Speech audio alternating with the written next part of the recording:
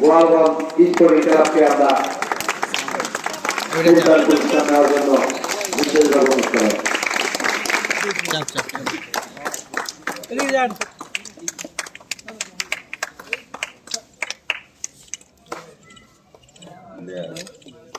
এই ব্যাডমিন্টন টুর্নামেন্টে অংশগ্রহণ করেছেন যারা এবং এটাই এই খেলার আয়োজন করেছে যারা এবং আজকে এই খেলাতে যারা অংশগ্রহণ করেছেন তাদের সবাইকে আমার অন্তর থেকে ভালোবাসা জানাচ্ছি।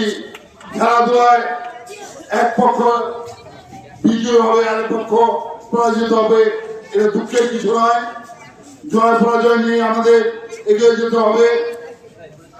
আগামী দিনে যেহেতু ভারতের নির্বাচন, তাই এই যুব সমাজের থেকে সমস্ত যুবক ভাইদেরকে আমি বলবো আপনারা সবাই নানান 4 আসন থেকে যে ব্যক্তিকে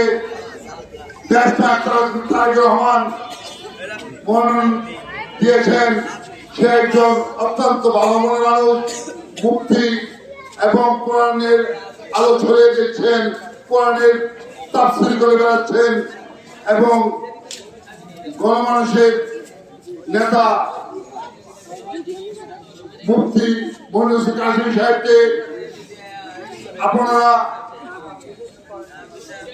বাড়ির ফেব্রুয়ারি সারাদিন অত্যন্ত গরিবের মতো প্রতিটি কেন্দ্রে কেন্দ্রে অবস্থান করবেন এবং খেজুর গাছ মার্কায় ভোট দিলেই আমাদের তারেক জিয়া সাহেবের হাত শক্তিশালী হবে এ আশা ব্যক্ত করে এখানে বক্তব্য করলাম। খোদা হাফেজ।